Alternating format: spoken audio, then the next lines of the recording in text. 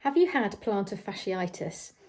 If you have, then I know you'll be crossing your fingers and your toes that it doesn't come back again.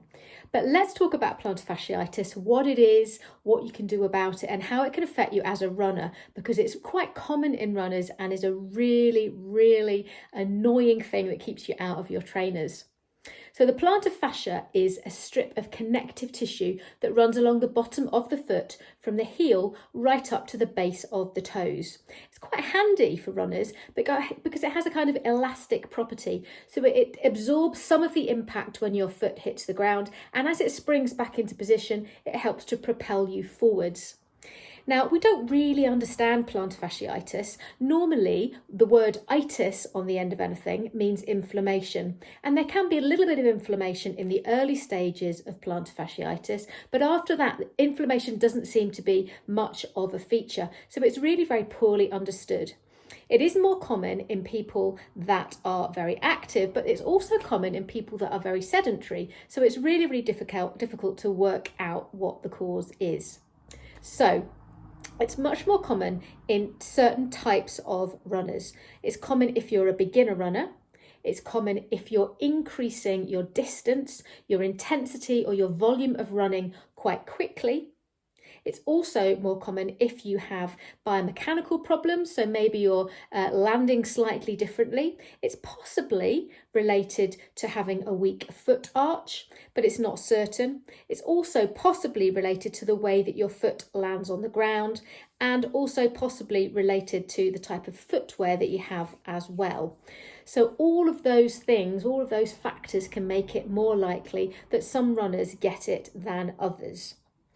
What are the symptoms that you get? Well, the number one is pain, and it's pain when you put your foot on the ground, most commonly when you first get out of bed in the morning, and it's usually felt around the heel. Sometimes it can spread up around to the outside of the heel a little bit, and it can also radiate further across the bottom of the foot as well. The pain tends to be more intense to start with, and then once you get walking and moving, it usually gradually eases off. But as the condition progresses, that pain tends to last longer and longer and can be constant. Might be on one foot, might be on 2 feet, in which case, life is really, really very difficult when you literally don't have a leg to stand on. So what can you do about it? Well, the first thing is to rest a little bit. Let any of that inflammation that might be there in the early stages, let it settle down a little bit. So rest first of all. And secondly, you want to avoid any activities that actually make the pain worse. So if there's something that you're doing that you find makes it feel even sorer, then stop doing that. So if you're a runner, potentially, if it's not hurting you to run, you could keep running, but I think you have to be very honest with yourself as to whether or not your running really is triggering it. You can cross-train. You can move onto the bike. If that's not uncomfortable pressing your foot on the pedal, you can move on to swimming, whatever cross-training you like to help you maintain your fitness. Then you want to look at what you can do to treat the pain.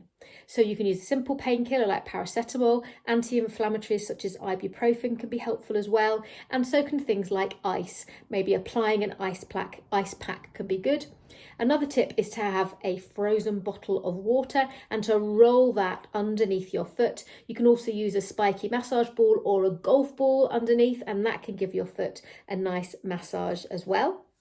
Trying to keep your feet as comfortable as possible. You might find that gel heel pads and heel inserts into your shoes can make your feet feel a bit more comfortable. I would experiment with different types of shoes. Sometimes a shoe which is more supportive, and sometimes one that has a higher heel so the foot's tilted a little bit. That can sometimes make you feel a little bit more comfortable. Really, it's a case of whatever works for you. And then really you want to try and stretch out the plantar fascia a little bit. So you can get a scarf, hook it around the ball of your foot, and then pull your foot gradually towards you. That will help to stretch out your foot muscles. And secondly, there does seem to be a link between the calf muscles, the Achilles tendon, and plantar fasciitis. In people who have plantar fasciitis, the Achilles tendon is often tight and thickened, and the calf muscles are often tight as well.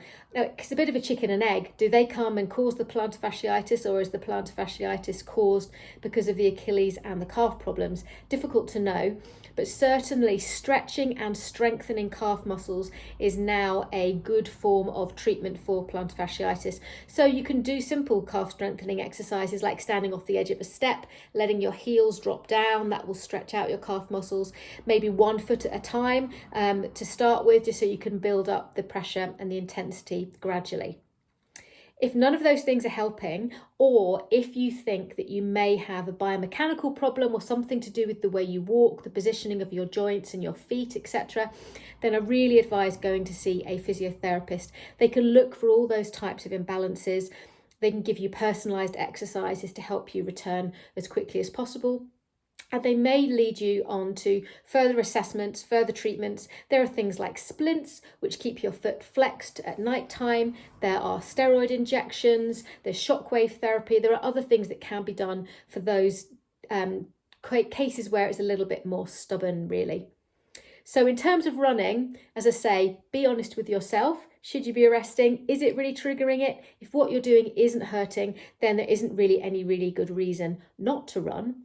But once things have settled down, and this can take a long time, it can be 6, even 12 months before plantar fasciitis settles down, there is a risk of it recurring again. So really be very, very careful about returning to running. Do it very gradually. Start with walking, gradually building up.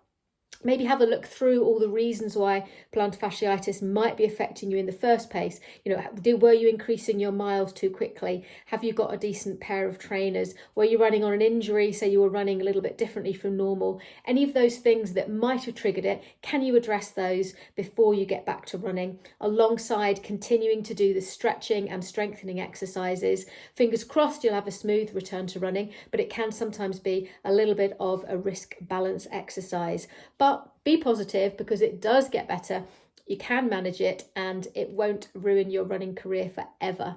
So I hope that's helpful in terms of plantar fasciitis.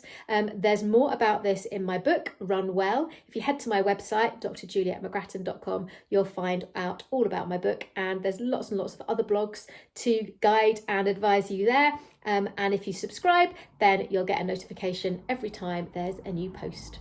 Thank you for joining me.